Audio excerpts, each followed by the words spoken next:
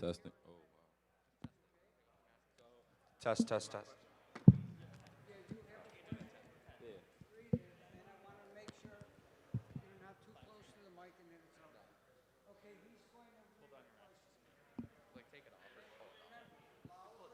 I'm not telling him.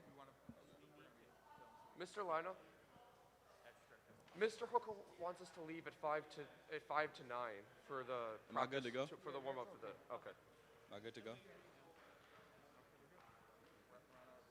Due to inadequate state and local funding, 40% of major roads and highways in the Buffalo Niagara Falls area are in poor or mediocre condition.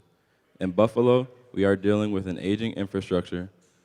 Pothole-filled roadways do not make for a good lasting impression on companies considering locating here. Hello? Let me change how I talk a little bit.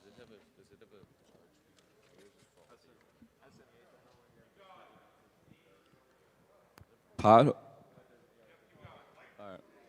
Pothole-filled roadways do not make Pothole-filled roadways do not make for a good lasting impression on companies considering locating here. If you are elected mayor, what are your plans on fixing the infrastructure problem? Sounds good. Yeah. And I can bump it more if we need. Who's next? When Mr. McHale gets here. Do anybody else have a question? Remember, you'll hear me, I'm going to be slow. It echoes, and then you go right into the next one, like church, and I have no idea what the priest is saying. Okay? Oh, yeah, good. What's the matter right now? All three up. Okay, where did I put my pad? Don't tell me I lost it. That's where I bought my stuff. It's okay, Mr. Lino. We're all nervous. We're all good.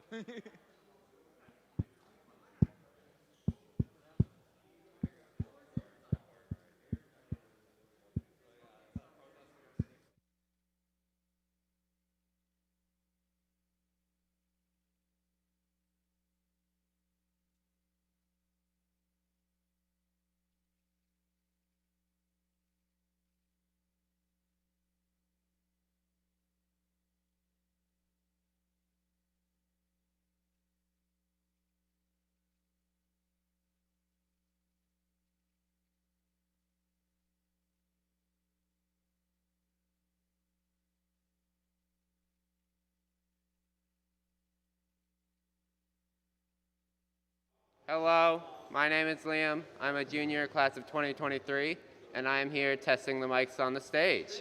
I am testing the mics because they need to be tested, and it makes things difficult when they are not tested. I am currently running out of things to say, which is not helpful, but I can still run on about things that don't make sense.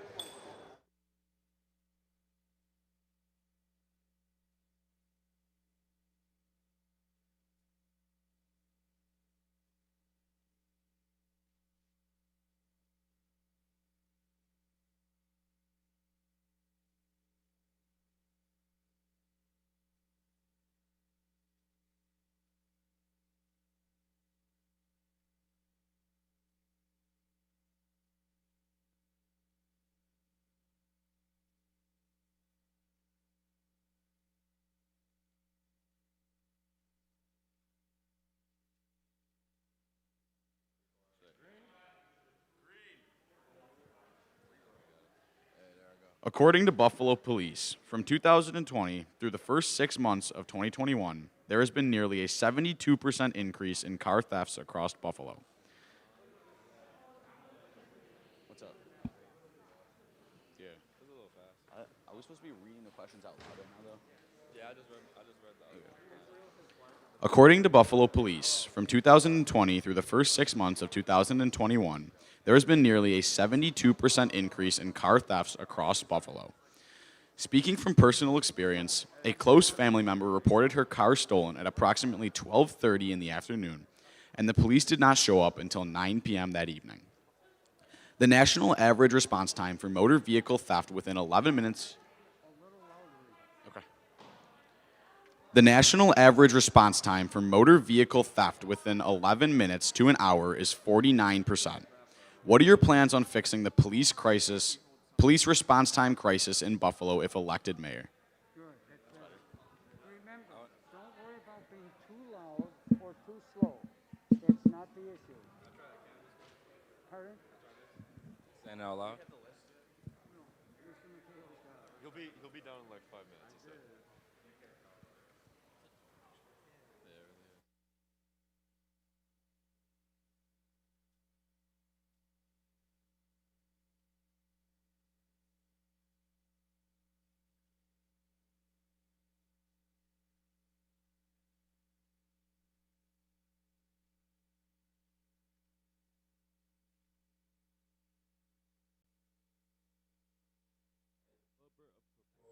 $200 million cannabis plant in South Buffalo is ready to begin. Some cities have benefited extremely well from cannabis sales and production. What are your views for incorporating our city into this industry if you are elected mayor?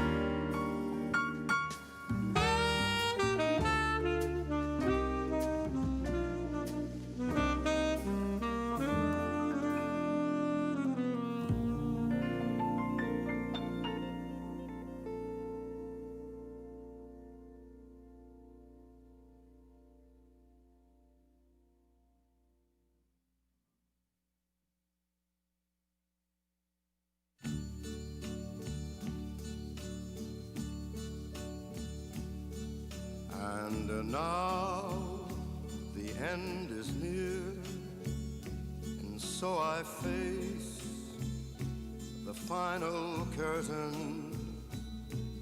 My friend, I'll say it clear, I'll state my case, of which I'm certain.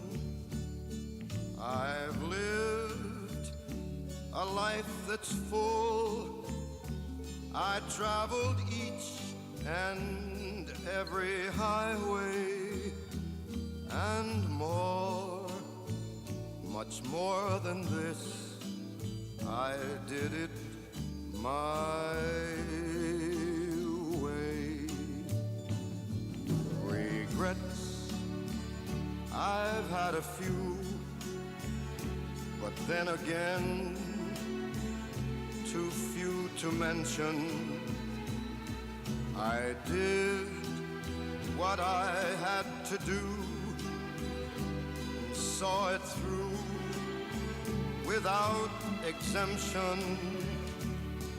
I planned each charted course, each careful step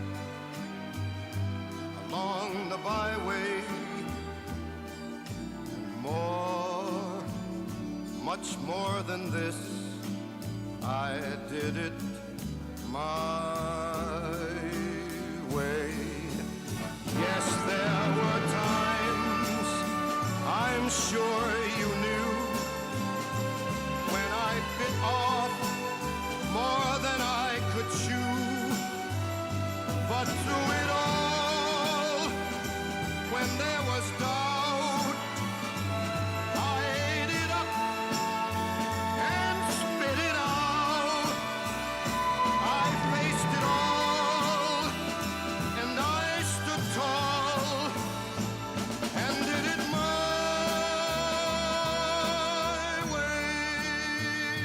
I've loved, I've laughed and cried, I've had my fill, my share of losing, and now, as tears subside, I find it all so amusing to think I did all that,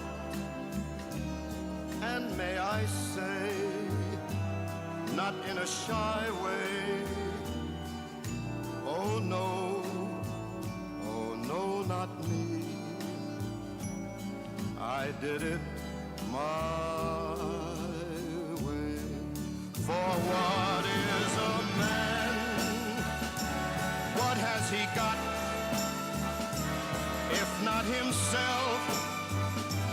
Then he has not to say the things he truly feels, and not the words of one who kneels. The record shows I took the blow. Test 1 2. Test 1 2. Test. Are we good? All right.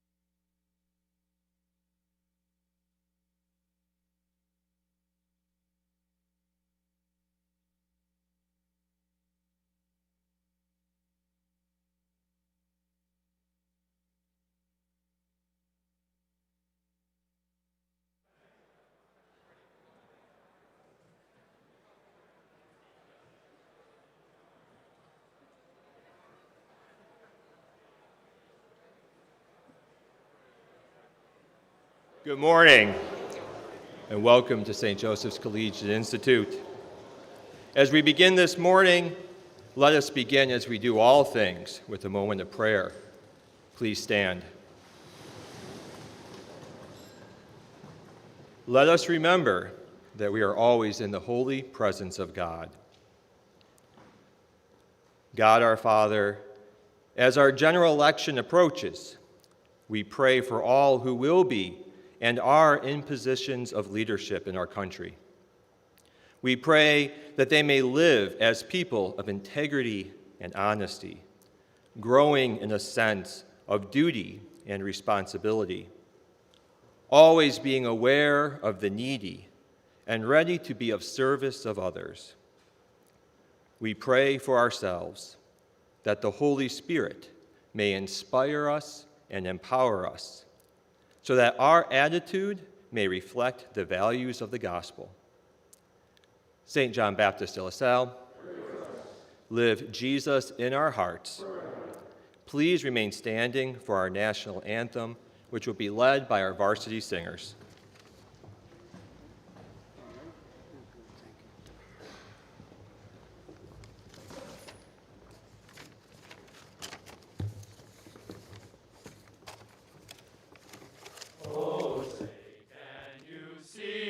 By the dawn's early light, what so proudly we hailed at the twilight's last gleaming, whose broad stripes and bright stars through the perilous fight, o'er the ramparts we watched were so gallantly streaming, and the rocket's red glare, the bombs bursting in air, gave proof through the night that our flag was still there. Oh, say does that star-spangled banner yet wave o'er the land of the free and the home of the brave?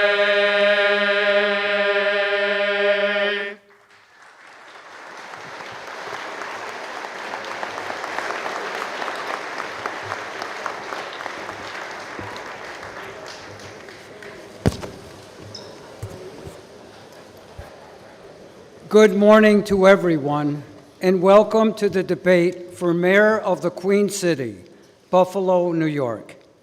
The debate this morning continues a proud tradition here at St. Joe's that began in 1984. For 37 years in this gym, we have hosted debates for every major office in our community. At the county level, county executive, sheriff, and district attorney. At the state level, the New York State Senate. At the federal level, the House of Representatives. And at the city level, in 1985, the contest for mayor of Buffalo was one of our first debates, and it was our last debate for mayor. Once again, we have the pleasure of hosting this very important race. Although only some of the students with us today can vote next month, all of them will be participants in this important political right in the next election for this office, along with many others. I encourage everyone to pay close attention to the ideas that are exchanged here this morning. We are very fortunate to witness a time-honored practice of political debates that go back to the founding of our nation. Long before the broadcast media existed, candidates were expected to debate and exchange ideas. Unfortunately, today, most citizens are limited to sound bites, political commercials, and a general lack of substance regarding the issues that impact our community and nation. Although many of us live in the suburbs, we clearly identify ourselves as Buffalonians. When we travel and are asked, "Where are you from?" we inevitably respond, "Buffalo, New York." Most people not from our area have a problem with pronouncing towns with unusual names, such as Cheektowaga and Tonawanda, and no one dare tries Sajaquita. The history of Buffalo is very interesting. In the early 1800s, this area was named New Amsterdam, as it was founded by the Holland Land Company. It wasn't until 1832 that the state incorporated Buffalo as a city. At that time, the population of Buffalo was approximately 10,000. Based on the most recent census, it is about 254,000 people. When the city was formed, its first mayor was elected to a one-year term, and his name was Ebenezer Johnson. Ebenezer was a member of the Democratic Republican Party, which is today known simply as the Democratic Party. Today, the term for mayor is 4 years. Buffalo has had several distinguished mayors during its history, such as William Fargo, who was elected in 1862 and was the co-founder of Wells Fargo and American Express. In 1882, Grover Cleveland was elected to the office of mayor. After serving in this position for a very brief time, he was elected to the position of governor of New York and served as our 22nd and 24th President of the United States. Before we begin this debate, I would like to give our three candidates a great St. Joe's welcome. They have taken time out of their busy schedules to be with us this morning and share their views regarding a city that we know and love.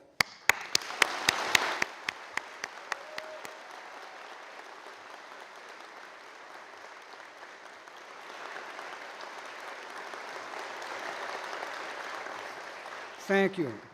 I would also like to thank the broadcast and print media for their continued interest in our debates going back over several decades. Broadcast stations 2, 4, 7, and Spectrum, radio stations WBEN and WBFO, and the Buffalo News, especially political journalist Bob McCarthy, who over the many years has regularly written several stories about the debates conducted in this gym on Kenmore Avenue. At this time, I would like to introduce my colleague and friend from the St. Joe's History Department, Mr. Pat McHale, who will give a brief introduction of each of the candidates and of our student panel. Mr. McHale.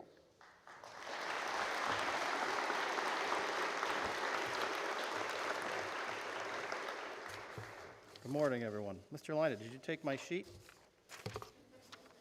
No. Where is it?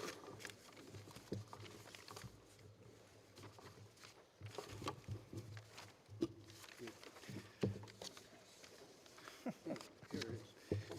No. Live television, right? It's my privilege to introduce to you our panel for today. It consists of students from our AP Government class and from the SJCI Equity and Justice Club.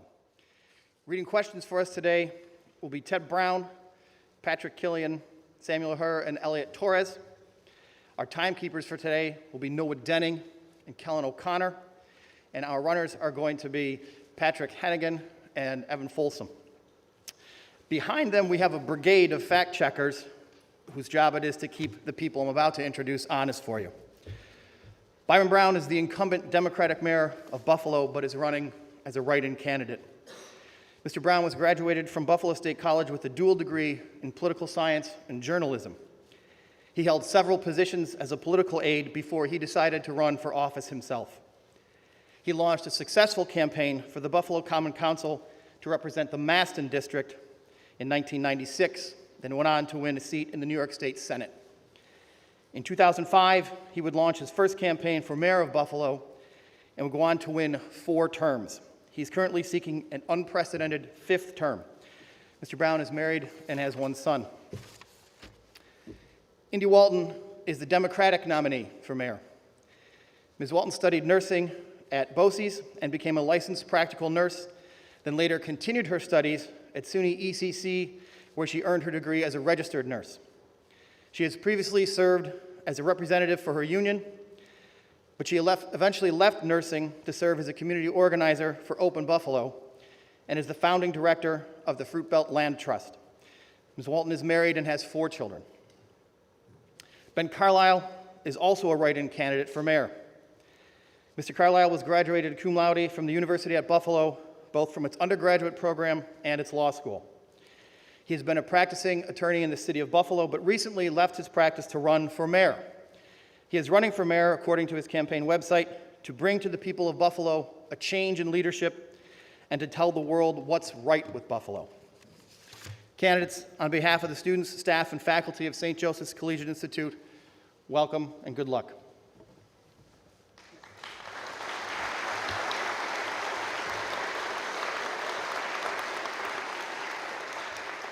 Thank you very much, Mr. McHale. At this time, I will quickly go over the format for today's debate. Each candidate will begin with a 2-minute opening statement. Before the debate, a card was drawn to determine the order in which they will address the student body. Each candidate will be given an open-ended question from me, the moderator, at the start of the debate, and each candidate will be given 1.5 minutes to respond with no rebuttals. A panel of students from the AP American Government class and the Equity and Justice Club will ask a series of direct questions to each candidate, and they will have 1.5 minutes to respond. After the direct question, each of the other 2 candidates will have 45 seconds for a rebuttal to the direct questions that are asked.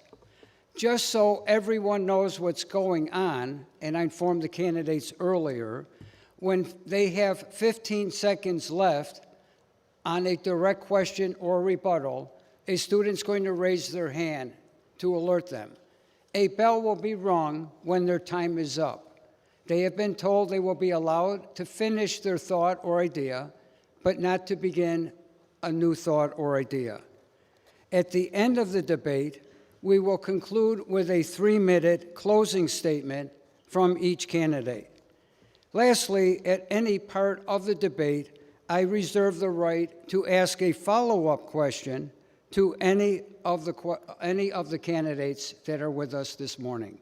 So with that said, let's begin our debate. And our opening statement this morning for 2 minutes will be from Mr. Brown. Mr. Brown. Thank you very much, Mr. Lina. It is a pleasure to be here at St. Joe's, and I am very appreciative for you holding this debate and being part of this 34-year tradition. The city of Buffalo is better and stronger during my time as mayor of the city of Buffalo. We've cut the tax rate to the lowest level in 30 years. We are spending the most money in the history of our city on youth employment opportunities. We have hired the most diverse workforce in the history of the city of Buffalo. I have implemented community policing programs and numerous police reforms. We created the roll program to replace lead lines in the city of Buffalo. There's been over $8 billion of economic development and thousands of jobs created. And for the first time in 70 years, we've seen the population of the city of Buffalo grow. I'm asking every voter to continue the progress in our city and to protect the future of Buffalo for their support and their vote in the November general election for mayor. November 2nd, please write down Byron Brown. Thank you. All right, Ms. Wallen, your opening statement, please. 2 minutes. Thank you, Mr. Lina. First, thank you to St. Joe's and the moderators and the participants of this debate. This morning, I'm going to outline a bold vision for building the safe, healthy Buffalo with viable solutions to the profound challenges we face.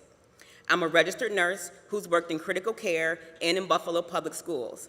I'm an accomplished nonprofit executive who's implemented democratically led development of permanently affordable housing. For nearly a decade, I've worked with local policy experts to propose smart, sustainable, poverty-reducing initiatives.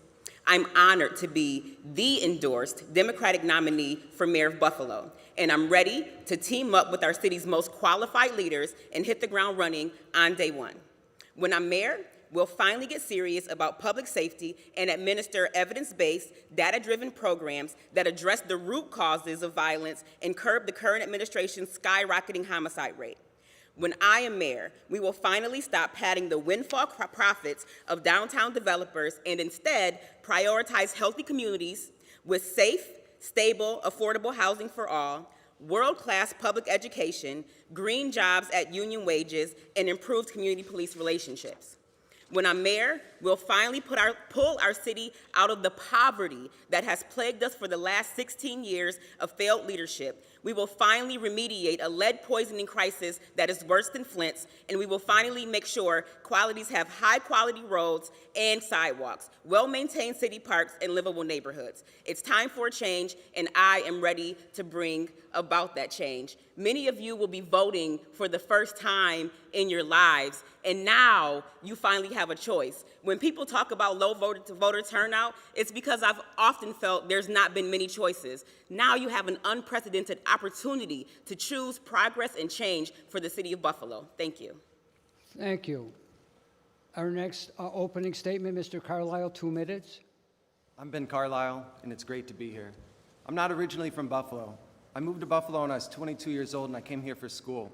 I didn't have any plans to stay initially, but I fell in love with Buffalo, and for the last 18 years, I've called Buffalo home. I fell in love with Buffalo for reasons that a lot of lifelong residents take for granted.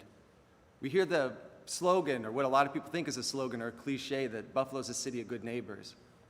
When you've moved all around the country and you move to Buffalo, it doesn't take long to realize that Buffalo's a special place. And when you've never had a home and you finally find one, it motivates you to fight like hell to keep it a special place. I have absolutely zero experience in politics. The first thing that most people do when they decide to enter politics is to go and to kiss the ring of the party establishment. I did the direct opposite. The first thing I did when I decided to enter this race was to drop all party affiliation.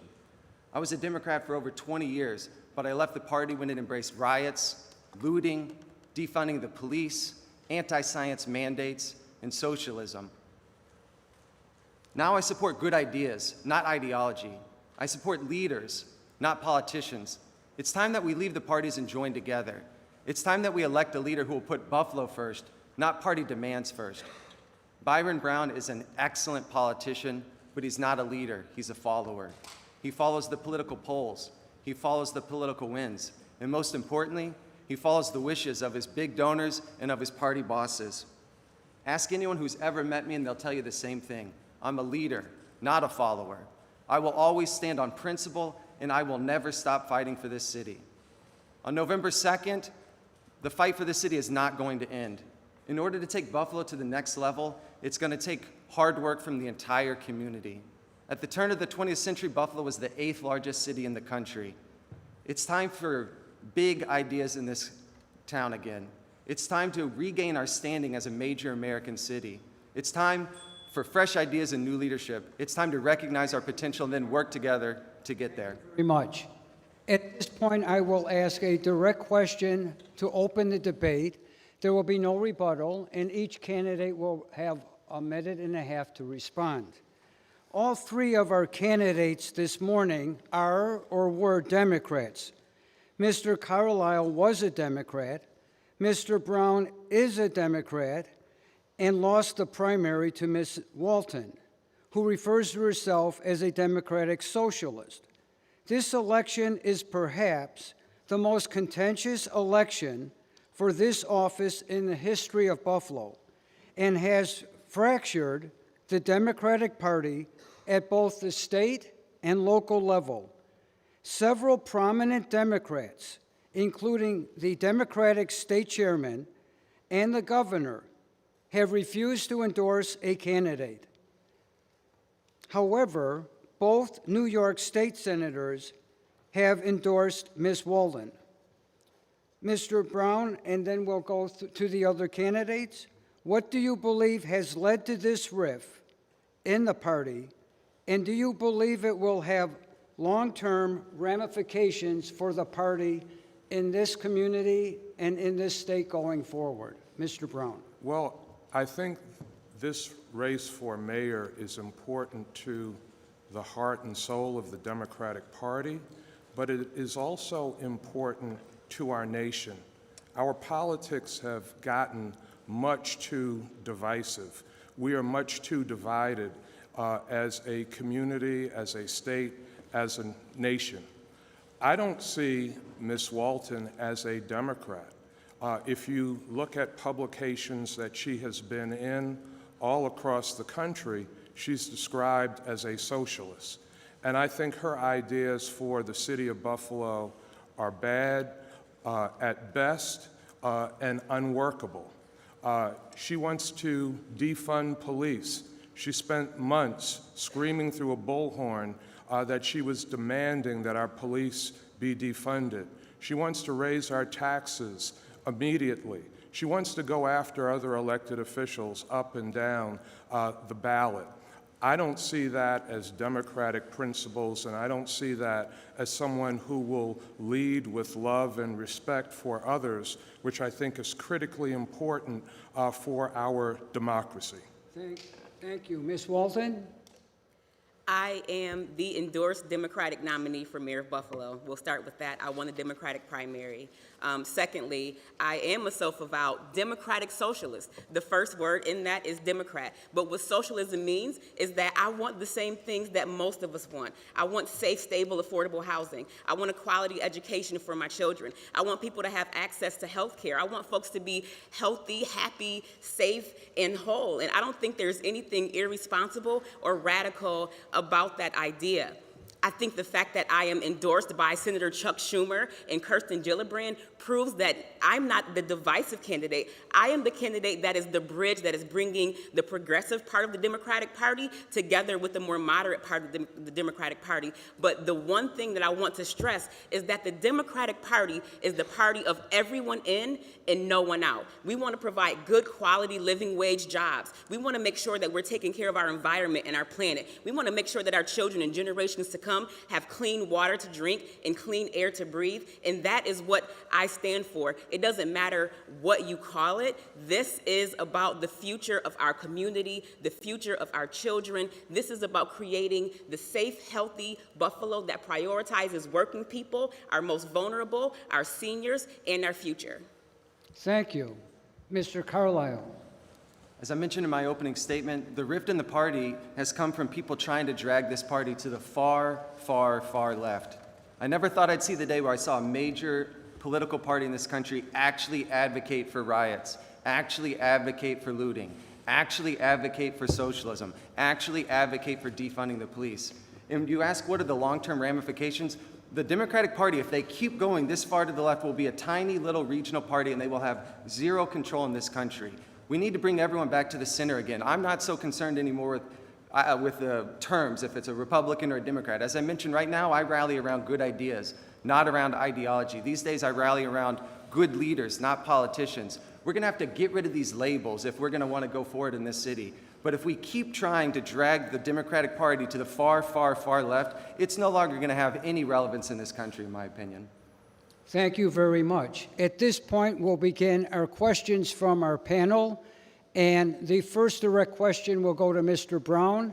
The other two candidates will have 45-second rebuttal, and then we'll proceed to Ms. Wallen and Mr. Carlisle with their own direct questions. So our first question to Mr. Brown, a minute and a half, please. Mr. Brown, you first took office in 2006. For many of us in the room, you have been the only mayor of Buffalo we have ever known. Between the amount of time you've had in office and your minimal campaigning in the Democratic primary, many have come to believe that you are taking your office for granted. They believe you have become less active in your position, assuming that your re-election is secure purely based on who you are. Considering all of this, how can you justify running for another term when there are others who plan to be more proactive with the position as mayor? And what would you say to the people of Buffalo who feel this way?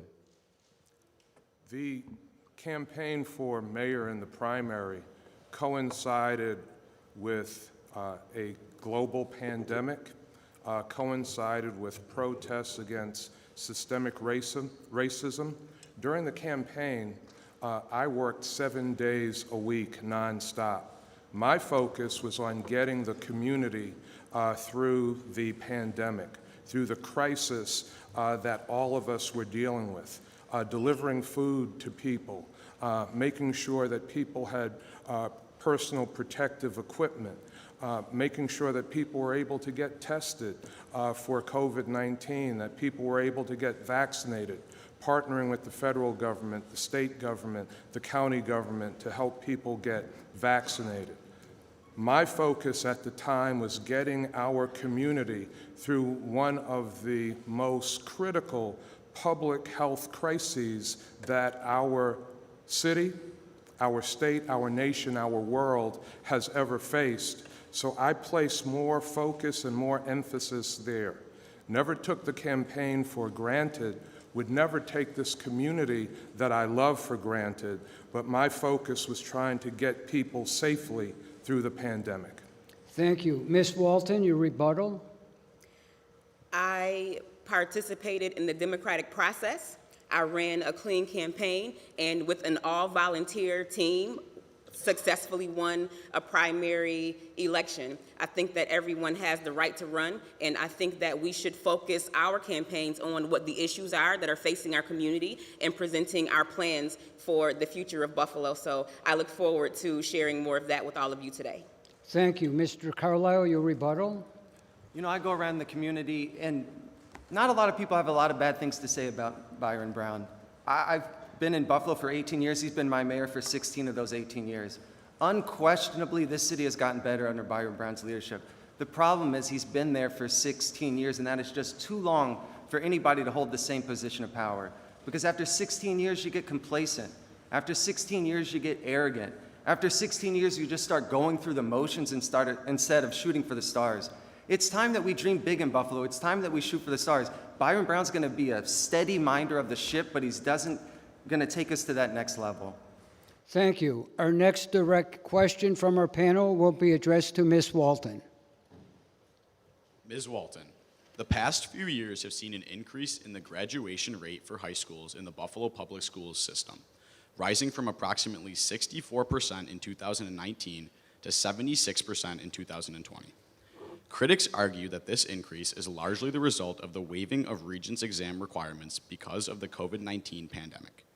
Even at that rate, graduation rates are still 10% below the statewide average.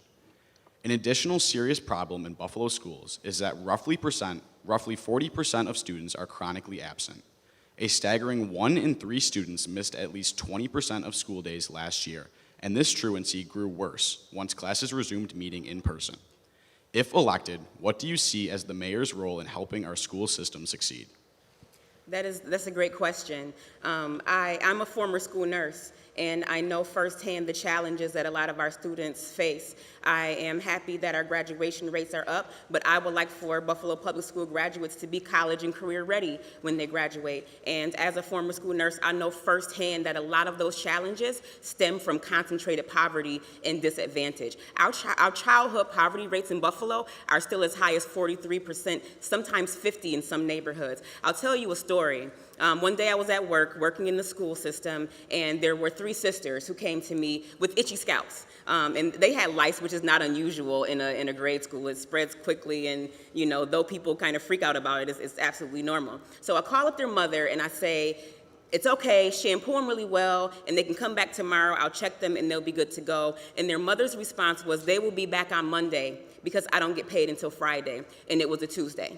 So as mayor, I know that a $5 bottle of shampoo should not be the cause of students missing 3 days of school. I would be very excited and invigorated to work with existing programs like Say Yes, to make sure that our children have the wraparound services that they need in the community, but also just being an active partner with the Board of Education and making sure that we're providing services, providing good jobs so that we're lifting people out of poverty, which is the root cause of our lack of educational attainment and truancy in many ways. Thank you. Your rebuttal, Mr. Carlisle. I think it's an excellent question, but unfortunately, the honest answer is there's not a whole lot that the mayor of Buffalo can do to affect anything in the Buffalo Public Schools because the mayor of Buffalo currently has no control over the Buffalo Public Schools. Right now, control of the Buffalo Public Schools is invested almost solely in the school board. So one thing I would do as mayor is go to the state and say, hey, can you give us equal control or at least put some control over the Buffalo Public Schools into City Hall? That way I could actually have some influence in some way, some positive benefit to the schools. But right now there's almost no benefit. The one thing I have said is I want to start a program with local chefs and local farms and try to do a pilot program in one school, try to create nutritious meals for kids. It's one thing we could start their day off right. It's the one thing I could do with hopefully donations and people volunteering their time and without using taxpayer dollars. Thank you. Your rebuttal, Mr. Brown. As mayor of the city of Buffalo, I've partnered closely with the Buffalo Public Schools. I was one of the people that was an advocate to bring Say Yes Buffalo to our school district to assist young people with educational attainment, to help them do better in school, and a commitment that every young person that graduates from a Buffalo public school or a Buffalo charter school would be able to get a scholarship to go on to college. This year, after the pandemic, we created the Earn to Learn program to provide resources for young people to be able to get back on track, going to summer school with pay to be able to do that. Thank you. Our next direct question goes to Mr. Carlisle. Gentrification is a process by which wealthier residents move into a poorer area, improving the housing in the community and generally raising property costs, which then tends to displace lower income residents who have lived in the neighborhood sometimes for decades. Over the last 10 years, rent prices have skyrocketed in Buffalo, averaging $1,243 for a one-bedroom apartment, according to Zillow.com. Currently, the area seeing the most gentrification is the Fruit Belt, which is adjacent to the medical corridor. This has raised fears that lower income residents could be priced out of their communities. Mr. Carlisle, what is your plan to balance the economic development of the Fruit Belt in cooperation with the medical campus and deal with the gentrification caused by this development? I think, unfortunately, there's not a whole lot governments can do to stop gentrification. The only thing you could actually do to stop it is to take someone's property away, which is what socialists like to do. That's the only way you could do it. You could go up to someone and say, nope, you can't buy that house, you can't fix it up, and you can't sell it. And I just think that's horrible. I think there's certain things we could do to try to stem the tide, but you can't take people's property rights away, or at least not in a democratic society you can't. If we go socialist, maybe we could. I hope we don't do that. I hope that we find better solutions. The city of Buffalo has 7,000 vacant lots that it owns. We could develop those 7,000 lots. We could build houses on those lots. We could sell them at an affordable cost to first-time home buyers. That's the sort of thing I'd like to see done. But I don't see any way that you can get government to stop gentrification short of taking someone's property rights away, and I don't support that. Thank you. Rebuttal, Mr. Brown. During my time as mayor, we've built over 2,200 units of affordable housing with another 1,000 units under production now.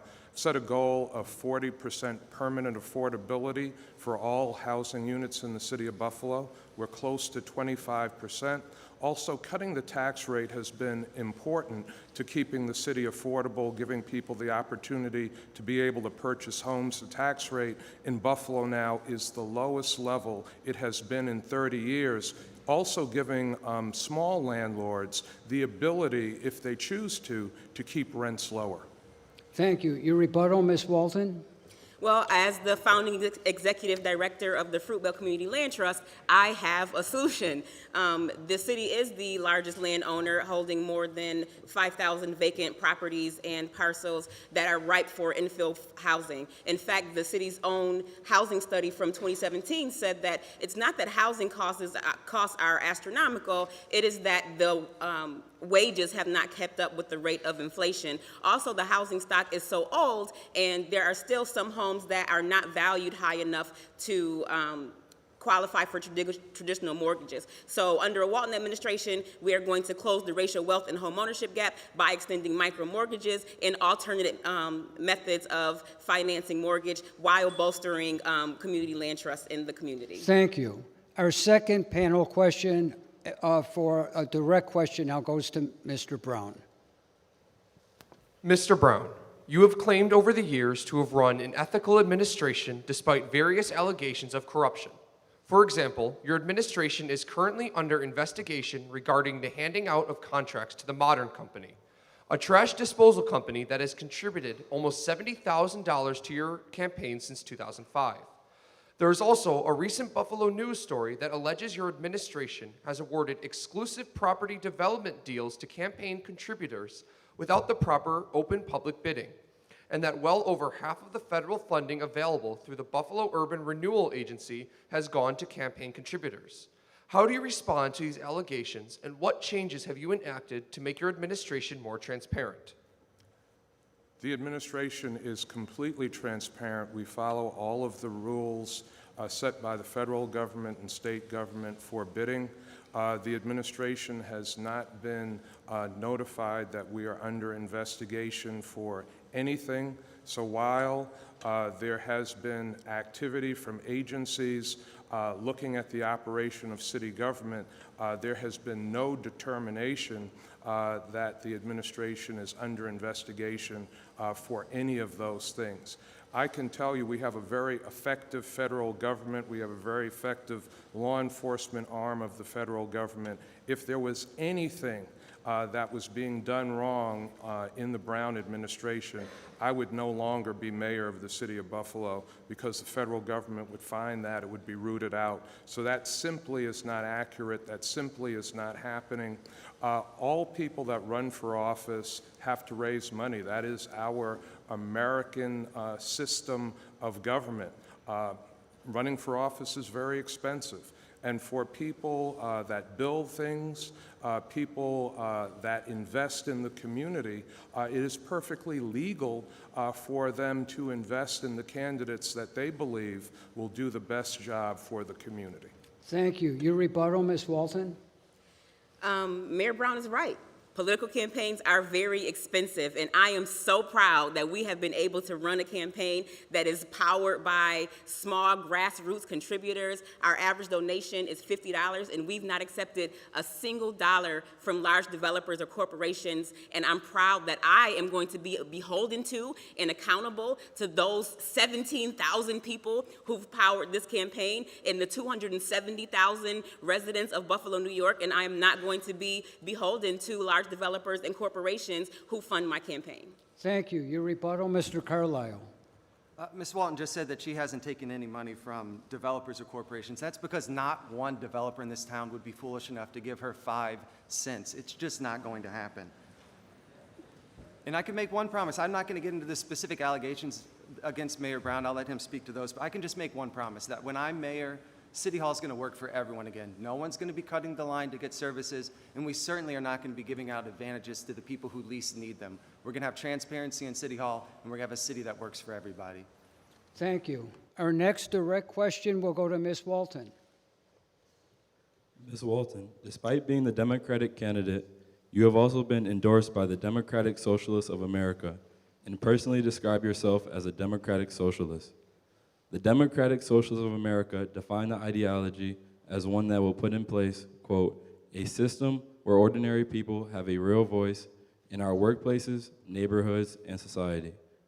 And further, that Democratic Socialists want a democracy powered by everyday people. How will your policies and goals as mayor reflect this ideology?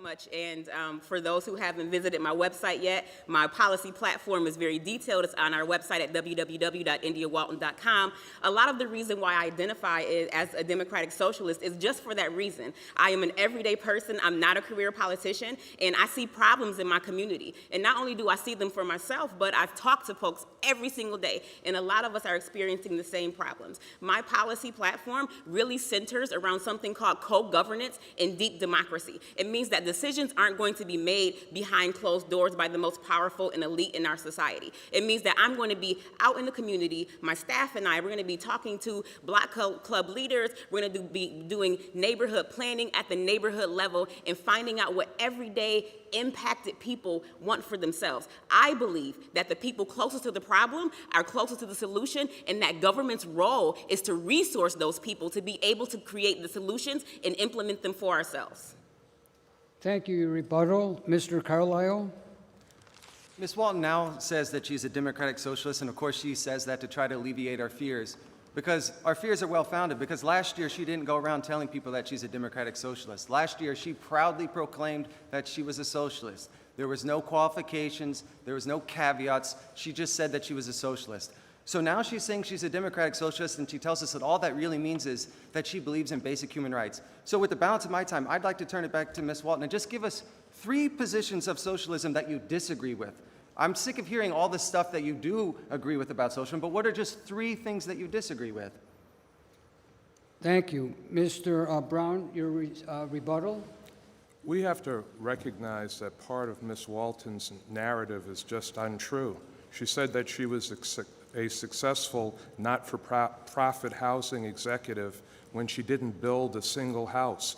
The goal of the agency that she ran was to build 50 affordable houses in the Fruit Belt. They didn't build one. When I pressed her on this in the last debate, she claimed that she built 2. Habitat for Humanity built those 2 houses. She has no record of success with her ideas or philosophies. In fact, she's been a failed housing executive. Thank you. Our next direct question to Mr. Carlisle.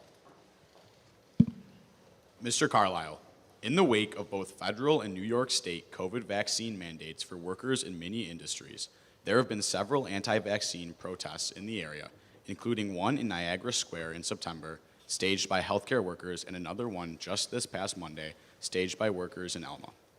Various news reports have you in attendance at both of these rallies. Do you oppose COVID-19 vaccine mandates? And if so, do you also oppose decade-old routine vaccination mandates for school children, such as mumps, measles, and polio? It's a good question. First of all, I didn't just attend the rally in September, I organized the rally in September. And the news media mentioned that I was there, but they failed to broadcast my remarks, because at that rally I made it very, very, very clear that I am not against vaccines, I'm not against masks. What I'm against is mandates. And I've made that perfectly, perfectly clear. But what people get repeated is, oh, and I've heard Ms. Walton say it, Ben Carlisle's an anti-masker, Ben Carlisle's an anti-vaxxer. I'm not. Most of my friends are vaccinated. A lot of my family's vaccinated. I think it's a great choice for a lot of people, but for some people it's not, and I am absolutely against mandates. I've made that very, very clear. Thank you. Rebuttal, Mr. Brown. COVID-19 is the worst public health crisis in over 100 years, affecting our entire planet. I encourage everyone to get vaccinated because vaccination saves lives. I've been to the funerals of many people who did not get vaccinated, who did not believe in mandates, who did not believe in getting vaccinated, who died.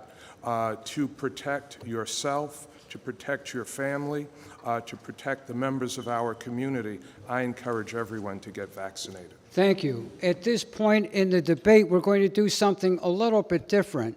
We're going to begin with a commercial aired by Mr. Brown. And, oh, I'm awful sorry. Your rebuttal. Yeah, thank you. As a school nurse, I can assure you that vaccine mandates are not new. There are exceptions to be made for religious or medical reasons dependent upon your primary care physician, and I called for a vaccine mandate back in September, which the current mayor has failed to do. I also have visited New York City, and I'm very impressed that they don't use the honor system, but in order to be in public spaces with no mask, you have to prove your vaccination status, and that is how we are going to be able to move forward through this pandemic. It's not over yet. We're not on the other side of it. So I also encourage everyone to be vaccinated, to be safe, but also would, as mayor, implement a vaccine mandate. Thank you. Thank you very much, and I apologize. At this point in the debate, what we're going to do is show a commercial aired by Mr. Brown and Ms. Wallen, and we're going to allow the other two candidates to respond to Mr. Brown's commercial, but there will be no rebuttal on his part. They have a minute and a half. We will then air a Ms. Wallen commercial, and Brown and Mr. Carlisle will respond. And in Mr. Carlisle's case, he has a message on the internet that we're going to air part of, and the other two candidates will get to respond to his message. So let's begin with the commercial that Mr. Brown has been airing, at least one of the commercials.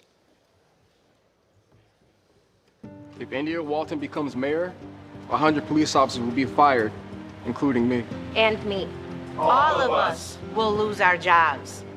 India Walton plans to cut $7.5 million from the police department. That means firing 100 police officers. And since the city is required to lay off the newest officers first, most of us are women. And people of color. Our job is keeping Buffalo safe. We can't do that under India Walton. Ms. Wallen, you have a minute and a half to respond to his commercial. Thank you. I want to begin by acknowledging Lindsay Daddario, who took that photo of me, and that photo is proprietary. It actually belongs to the Associated Press, and the Brown campaign has not had permission to use it. Secondly, there's nothing in my plans that will eliminate 100 police officers from the police force. It's false, it's fear-mongering, and because my opponent has no plan for the future of Buffalo, he resorts to falsehoods, fear, and personal attacks on me. It's unfortunate, and with this last 30 seconds, I just want to be like, hey, Ava. Mr. Carlisle, your response?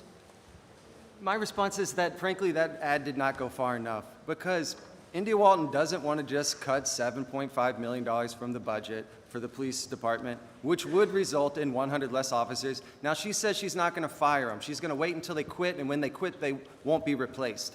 I guarantee you that 100 officers are going to quit on day one when India Walton becomes mayor.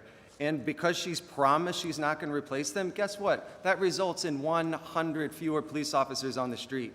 And it's not just what's in her written plans, as the mayor said, it's what India Walton went around and screamed into a megaphone all last year, screaming things like, we know that police do not keep our communities safe. We need to defund the police. So when India Walton scratches her head and says, I can't for the life of me figure out why people think I want to defund the police, could it have anything to do with the fact that you went around with a bullhorn screaming that you want to defund the police and that you don't think police keep our communities safe? It might just be that. Thank you very much. We will now air a Miss Wallen commercial where Mr. Brown does get to respond along with Mr. Carlisle. Buffalo, a city with a lot of pride and a few too many bad headlines out of City Hall. Indictments, corruption, mismanagement, that's not who we are. I'm India Walton, and I'm running to change all that. I'm running to make the government work for us and not just the big money crowd. I'm sure you've heard a few things about me, but hear it from me. Buffalo is my home, and I love this place. I was born here, became a nurse here, raised my kids here. I ran a nonprofit here to create affordable housing and safer communities. I'm running to be your mayor, to do the things our neighbors need and shake up City Hall. After 15 years, we've all had enough of corruption, indictments, and mismanagement. We deserve some results for a change. So Buffalo, now's your chance. Let's build a better city together. You just gotta show up. Paid for by Friends of India Walton. Mr. Carlisle, your response to the commercial? It's a nice feel-good commercial. There's not a lot of substance, but I will give India Walton that. That's a nice feel-good commercial. Certainly doesn't make me want to vote for her, but nice commercial. Mr. Brown, your response to the commercial? I was going to ask somebody for a Kleenex. It almost brought a tear to my eye. I will say that there is a lot that's inaccurate in the commercial. First of all, India Walton is not a successful nonprofit executive. She is a failed nonprofit executive. She had a plan to build 50 houses. She didn't build a single house when she was the executive director of a nonprofit organization, and she's trying to take credit for 2 houses being built by Habitat for Humanity. And I rescued the finances of the city when I came into office in 2006, when Buffalo was in fiscal distress. And this year, through a global pandemic, was able to manage the city of Buffalo without raising taxes, without cutting services, or laying off a single employee. Thank you very much. We're now going to air a brief video that Mr. Carlisle has been posted online. Mr. Carlisle's video, please. Carlisle, excuse me.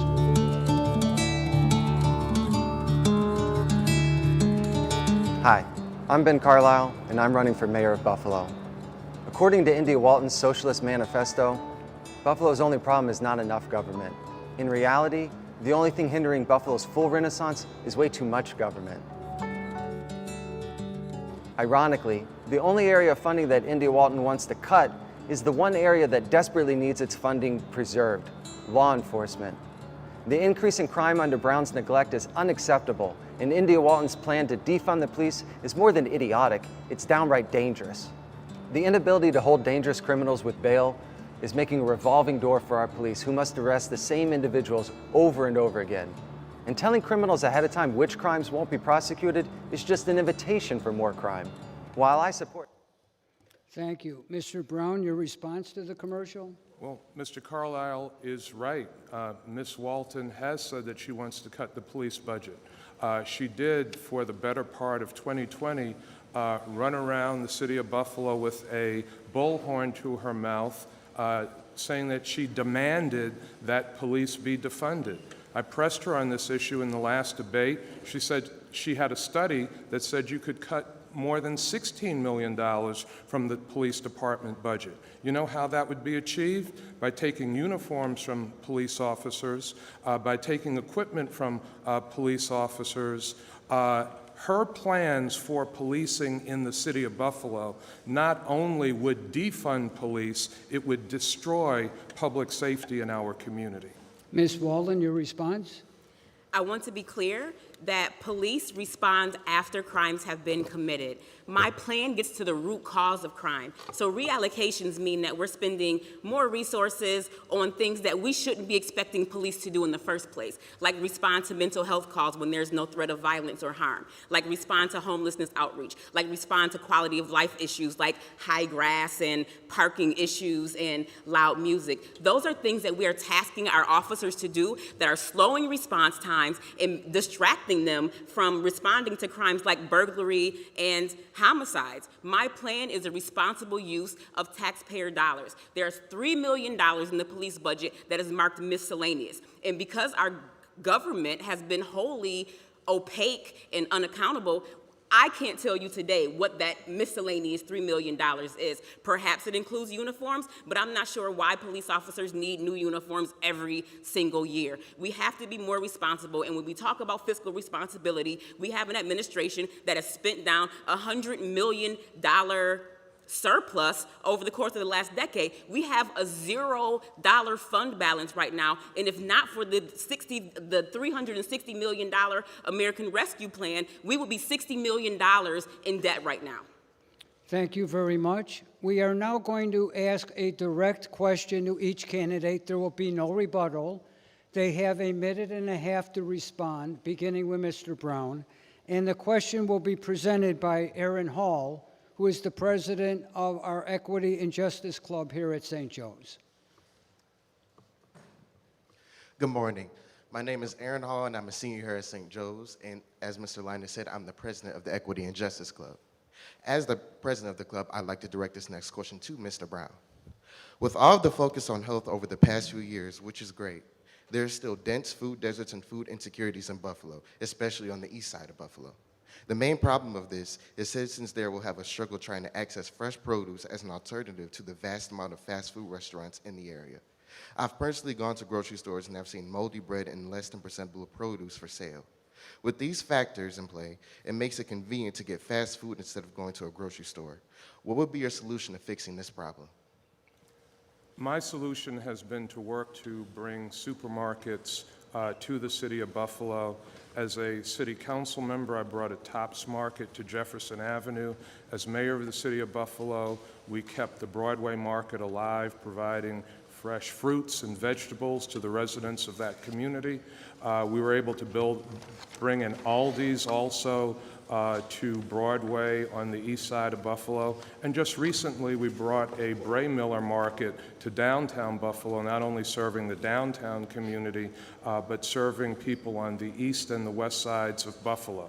I believe that by partnering with the private sector and with the business community, we can bring more supermarkets, we can bring more quality food into the inner city, partnering with the residents of our community as well, and eliminate the food deserts that presently exist in the city of Buffalo. And I will just say, as I wrap that up, Ms. Walton was wrong about the city's fund balance. There is $89 million in the fund balance. Over $38 million of that is the rainy day fund that I created as mayor of the city of Buffalo that did not exist before I became mayor of Buffalo.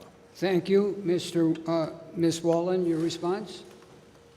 I am going to work with the Common Council to make sure that our food store licenses include there's actual food in the stores. You know, if you've ever been downstate, you know bodegas, you can readily find fresh fruits and vegetables and decent food, and it's not the same way in our corner stores. So in order for corner stores moving forward to be able to maintain licensing, they're going to have to provide fresh foods. And I'm also interested in working with nonprofits like Massachusetts Avenue Project to expand their programming, and also working with folks in the private sector like Alex Wright from the African Heritage Food Co-op, who's done a lot of work in helping to increase access to fresh foods in communities where there's lack of access. Thank you. Mr. Carlisle? I like a part of Ms. Walton's answer because she wants to start at the bodega level. I think that's great. I live on the west side. There's a bodega 2 feet from me. But you know what? Most of what they sell is absolute junk food. I'd love to get bodegas to sell better food, but I don't want to use sticks. I'd rather use carrots. Ms. Walton says she wants to, you know, tie their licensing to making sure that they sell fresh fruits and fresh vegetables. I'd rather do it more of an incentive based, give them some tax credits to encourage them to do that. I don't like to use sticks. I'd rather use carrots, but I think it's actually a really good idea. If it works, great. I don't know that it will. You can't force people to sell good food, but you can certainly encourage them to do so. Thank you. We will resume the questions from the panel, and our next direct question, which lends itself to rebuttal from each candidate, will begin with Mr. Brown. In 2021, Buffalo saw a 61% increase in shootings from the months of January to July compared to the average over the last decade. Police Deputy Commissioner Joseph A. Gamralia has accredited the increase in homicides in 2021 to gang violence within the city. Mr. Brown, you have been in office since 2006. Although Buffalo's violence problem is not as bad as it was in 2006, the trend in violence in Buffalo is only getting worse. Do you believe Commissioner Gamalia's accreditation to gang violence being responsible for the uptick in violence? And what has your administration done to address this increase in violence in the city? We've done a lot, and we will be doing a lot more. From 2006 to 2019, crime in all categories fell year after year in the city of Buffalo. We also established some very effective strategies that had to be suspended during the pandemic that are being resumed now, where we are taking more guns off the streets, where we're doing custom notifications, going to the homes of at-risk youth and young adults, notifying their families of the types of activities they're engaged in that could cause them to be victims of violence or to perpetuate violence. I think it's important to note that the activities of my opponent, Ms. Walton, made it more difficult for the police to do their job because they had to respond to protests. They had to respond to things being lit on fire. They had to respond to things being broken.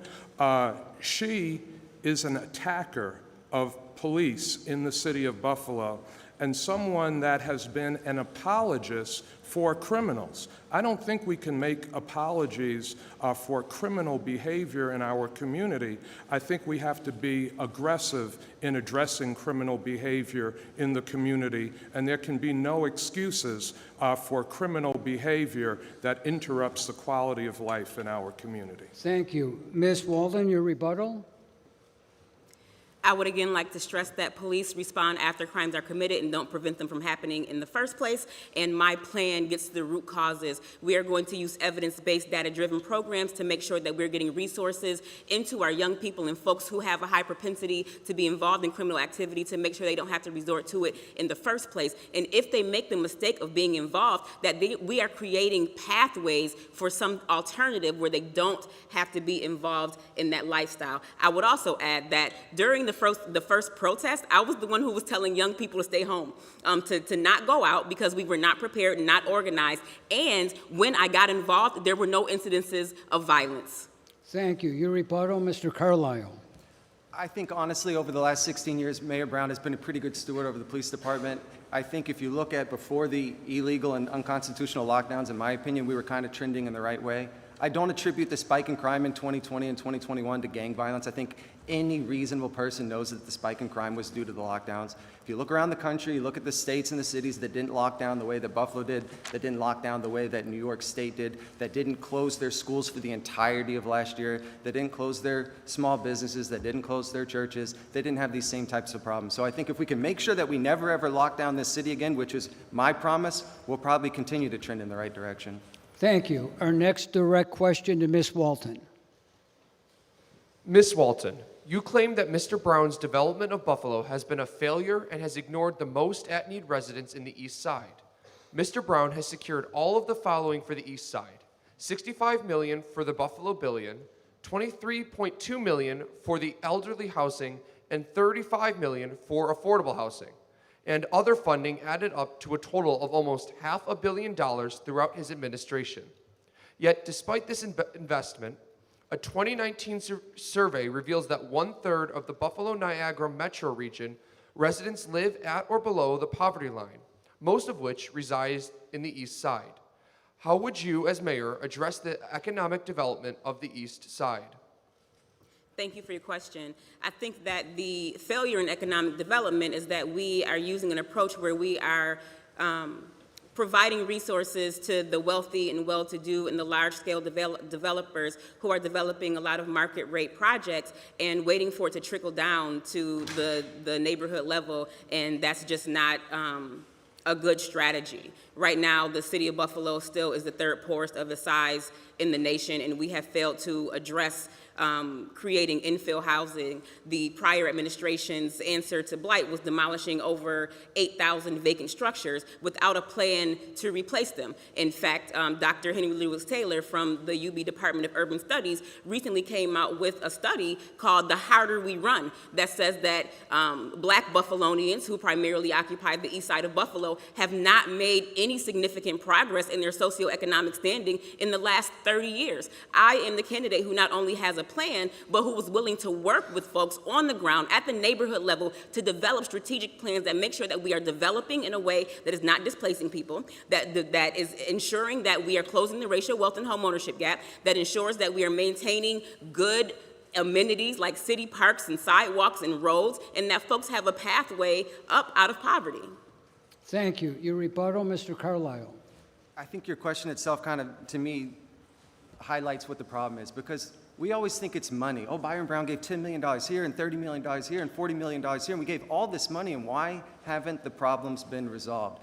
That's the Democrats' playbook. Let's raise more taxes, let's spend more money, and all our problems will go away.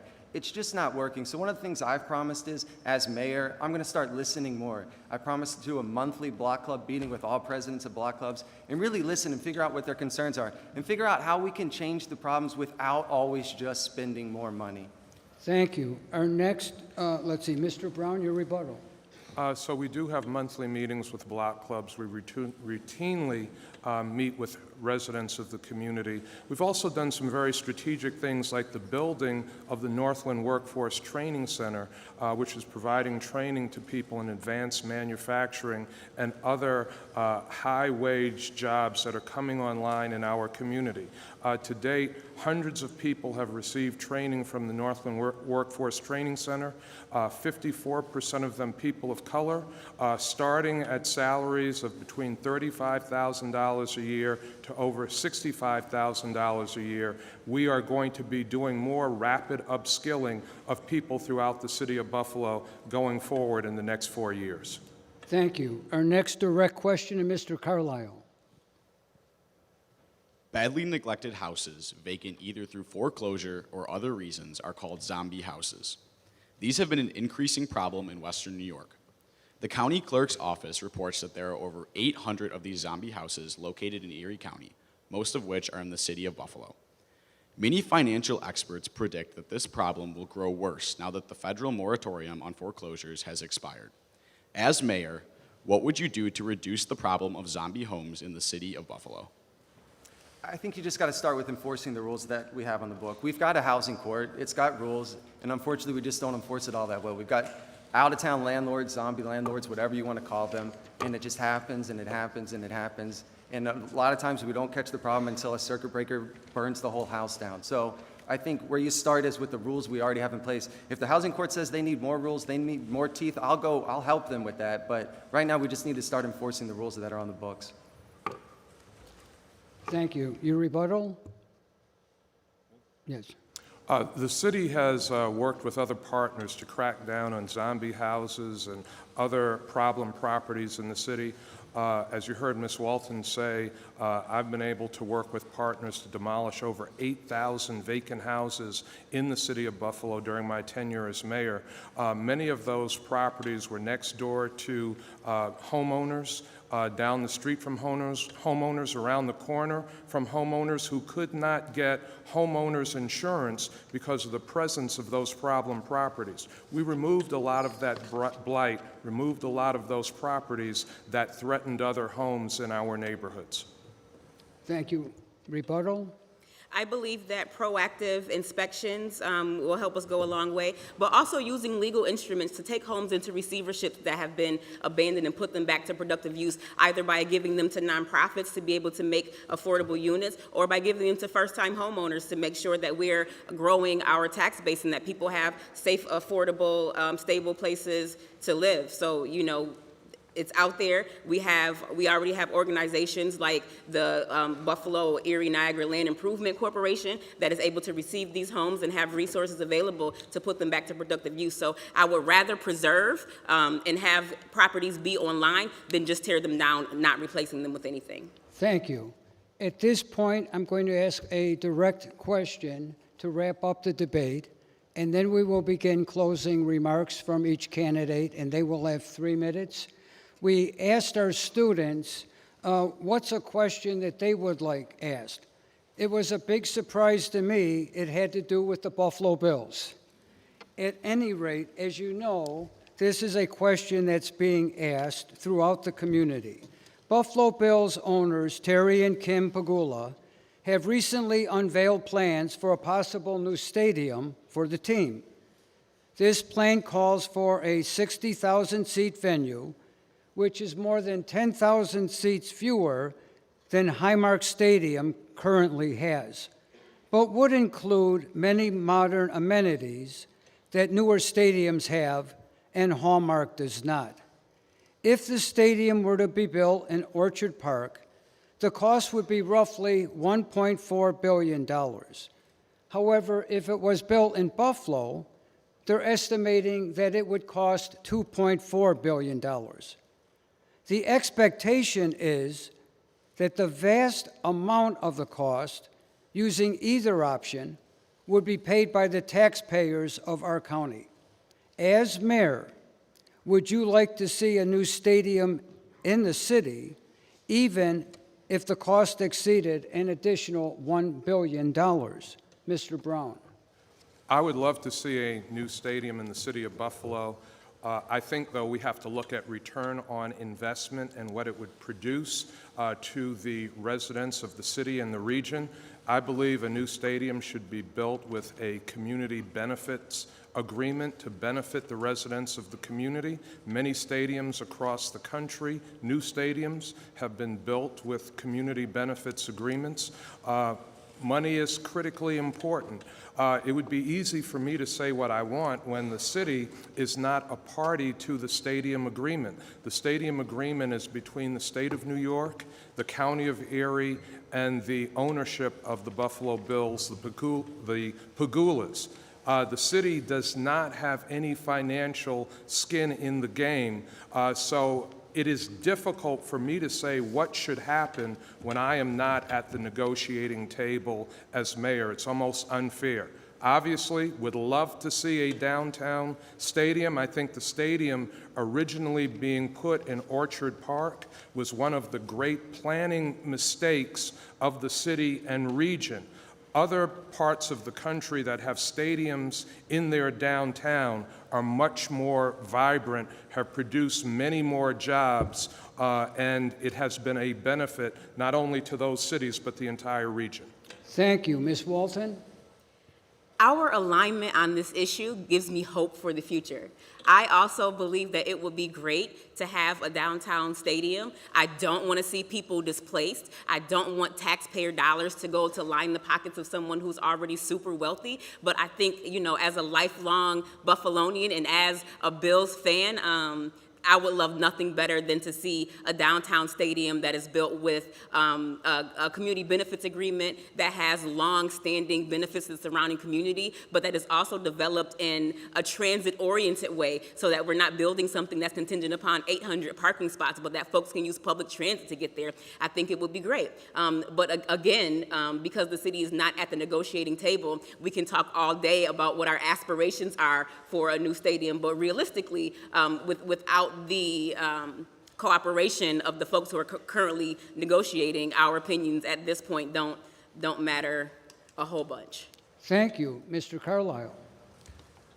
We had the same question at the last debate, and we heard the same answers, and I'm going to give the same answer I gave it the last time. I wouldn't just love to see a stadium in downtown Buffalo. I'm going to fight to get a stadium in downtown Buffalo. That's the difference. Ms. Walton, Mayor Brown said, yeah, geez, it would be great. I'm going to fight to make sure that it happens. Right now, the mayor's not at the negotiating table. The mayor needs to get at the negotiating table. The mayor needs to pick up the phone and say, what's it going to take to make this happen? What can the city of Buffalo do to contribute to make this a reality? Not just hold a press conference and say that it would be great, but to be an advocate for the city to make sure that it happens. I will fight tooth and nail. I won't just wish it to happen. I'll fight for it to happen. Thank you. We will now begin our closing remarks. We will reverse the order. Mr. Carlisle will be going first, followed by Ms. Wallen, and then concluding with Mr. Brown. Mr. Carlisle, you have 3 minutes. This morning, Byron Brown has argued that India Walton is not ready to be mayor. He's absolutely correct. Ms. Walton has argued that after 16 years of Byron Brown, it's time for a new mayor. She's also absolutely correct. It would be disingenuous of me to get up here and tell you that Buffalo hasn't improved under Byron Brown's watch. It has. But as I mentioned earlier, after 16 years, you get complacent. After 16 years, you get arrogant. After 16 years, you start going through the motions instead of shooting for the stars.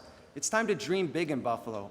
Dreaming big means fighting for a new Bills stadium in downtown Buffalo. Dreaming big means a major investment in our infrastructure by redoing our water lines, our sewer lines, and burying our utilities. Dreaming big means transforming Buffalo into one of the greenest and cleanest cities in America. Unfortunately, dreams will not come true if we elect India Walton as our mayor. Instead, a nightmare will become a reality. Ms. Walton has argued that she deserves to be mayor because she's real, she's resilient, and she's ready. I would argue that she is none of the above. Let's first examine whether or not she's real. To get to that question, you have to pose the proper question. Who is the real India Walton? Is the real India Walton the person who went around last summer with a megaphone screaming that she wants to defund the police and that they don't keep our community safe? Or is the real India Walton the one who comes up here and speaks meekly into the microphone and says, no, I don't want to do that? Is the real India Walton a racial and social justice warrior? Or is the real India Walton the person who went on Facebook and told a common council member that he's a tender blank white man. Let's go with resiliency. How resilient is she? Every single time India Walton makes a mistake, she blames someone else, she points the finger, she plays the victim. There's a word for that, but it certainly isn't resiliency. How ready is India Walton? India Walton can't keep track of her unpaid parking tickets, she can't keep track of her taxes, and she can't keep a job. India Walton is not real, she is not resilient, she is not ready. But Buffalo is ready for a new mayor, and Buffalo's ready for a new mayor who will put the city first, not party politics first. I'm going to get things done by working with everyone, regardless of party affiliation. I don't want to just reach across the aisle, I want to get rid of the aisle altogether. It's going to take hard work from the entire community in order to get things done. I've had a job since I was 9 years old. I am not afraid of hard work.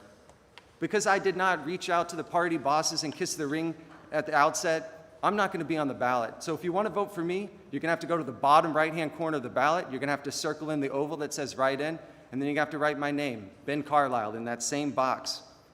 On November 2nd, we can make history by electing the first socialist mayor in this country since 1960, or we can make history by electing a write-in candidate with no party affiliation. Let's make history that our kids can be proud and happy about. Let's write in Ben. Thank you. Thank you. Ms. Wallen, your closing remarks. Who is India Walton? I most definitely am real. I am certainly resilient, and I am also ready. I think that more about my personal life has been on display the last 3 months than anyone else on this stage, and I have been fully accountable. I am resilient because you've seen that things for me have not always been perfect. I grew up in Buffalo. I grew up poor. I had a baby when I was a teenager, and despite all of that, I went on to become a nurse and a successful nonprofit director. No one else can define for me who I am or what success means to me, and I want each and every one of you to carry that with you. Success is what you define it to be for yourself. I am a success, and I am ready. I am ready because I know what the problems of everyday Buffalonians are. I am a mother, I am a nurse, I am a person who is a coalition builder. I've worked in cross-sector and broad coalition partnerships for a number of years to advance smart policy solutions. And time after time after time again, the barrier to the success of a lot of those policy proposals was the second floor of City Hall. Now we have an opportunity to have a person who is going to be open, honest, transparent, listen to, and value the opinions and the ideas of others. A person who has a bold vision and a plan for the future of Buffalo. Think about the kind of Buffalo you want to see over the next 4 years, the next 8 years. And I'll stop there because I'm not going to be in office for 12 and 16 years. I think that every politician has a shelf life, and at a certain point, it's time to just make room. So I'm asking you today to go to line A, vote it just all the way across. I am the Democratic nominee. I am the only person on the ballot. I am endorsed by Kirsten Gillibrand, by Chuck Schumer, by Rasheed Wyatt, by the Erie County Democratic Party. I am the endorsed nominee for mayor of Buffalo, the endorsed Democratic nominee for mayor of Buffalo. I promise you I will not let you down. I will always be accessible. I will always be transparent. I will always be real with you, and you will always have an open door and an open heart and open ears with an India Walton administration. Thank you. Thank you. Mr. Brown, your closing remarks. I want to thank St. Joe's for giving us the opportunity to be here with all of you today and to debate the important issues that face the city of Buffalo. And when we talk about important issues, for all of us in this room and for all of us in the community, this is the most critical election for mayor in our lifetime. There is a lot at stake, and I have been able to successfully manage the city of Buffalo through every crisis that has come up since I took office as mayor. In fact, crises that are the worst in the history of this city, coming in during the Great Recession and having a city budget and city finances in shambles, hundreds of city employees that were laid off, programs and services that were cut. I had to restore all that. I had to stabilize the city's finances. And at the same time that I was doing that, we got hit with an October surprise storm that knocked out power across the entire city. I had to manage our city through that. And in 2020, a global health pandemic that took hundreds, millions of lives across the globe.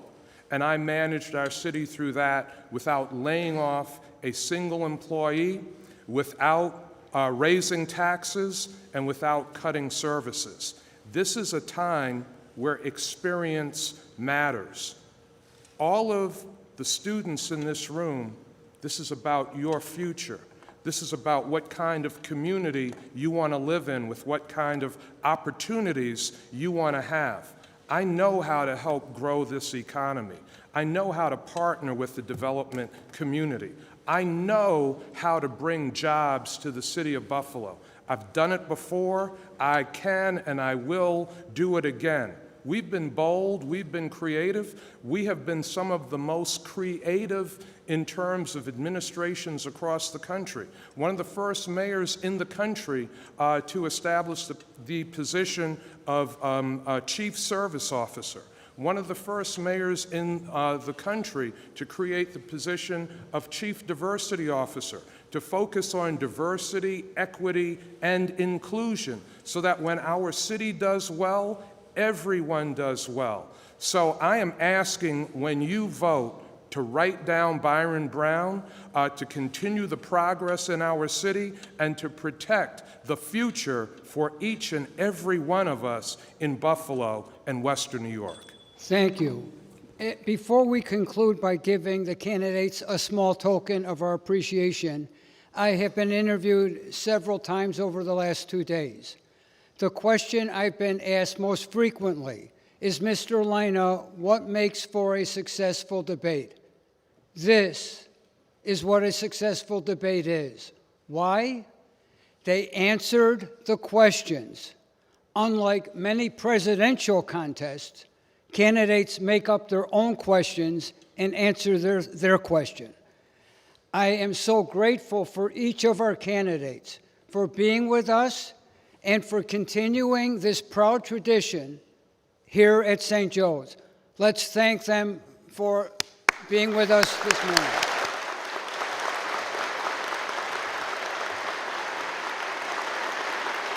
Thank you so much.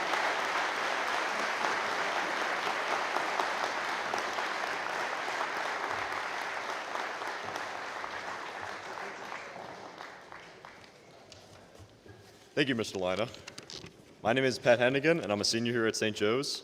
On behalf of the students and faculty here at St. Joe's, I would like to thank Mr. Byron Brown, Miss India Walton, and Mr. Benjamin Carlisle for taking the time out of their busy schedules before the election to debate here at St. Joe's. The student body would like to present gifts that we have prepared for each of the candidates as a thank you for visiting here at St. Joe's.